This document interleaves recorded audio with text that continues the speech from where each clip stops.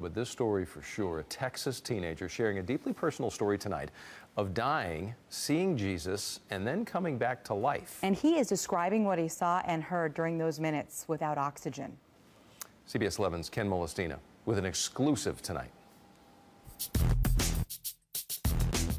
Zach Clements is a strong teenager. He's a high school football player at Victory Life Academy in Brownwood, Texas, and obviously he's got a sense of humor. By all measures, he's a healthy young man, which is why it's still a shock I was running and I had collapsed. that he dropped to the ground during PE class last week. Not sure why. It was a sudden cardiac arrest, according to his doctors.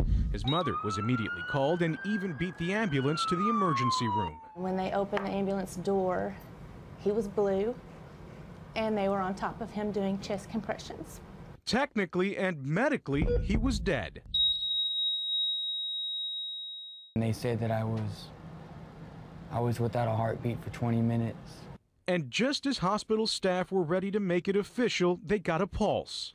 He was airlifted to Cook Children's Hospital in Fort Worth and woke up days later. His recovery has been incredible, but even more mind-blowing is the story he tells of what he saw during the time many believed he had died.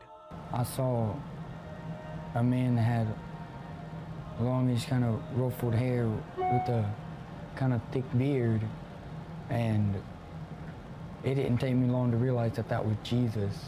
He's describing what his family is convinced was a near-death miracle. I went up to him and he put his hand on my shoulder and told me that everything would be all right and not to worry.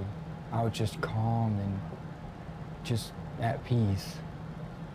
The cynics out there will say, "You've seen too many movies." And for him to wake up and tell us something that he experienced like that, it's just, I mean, you can't explain it. It's not humanly possible to explain it. Billy Clements is the teen's father. He says accepting his son's experience as a miracle is the only thing that makes sense.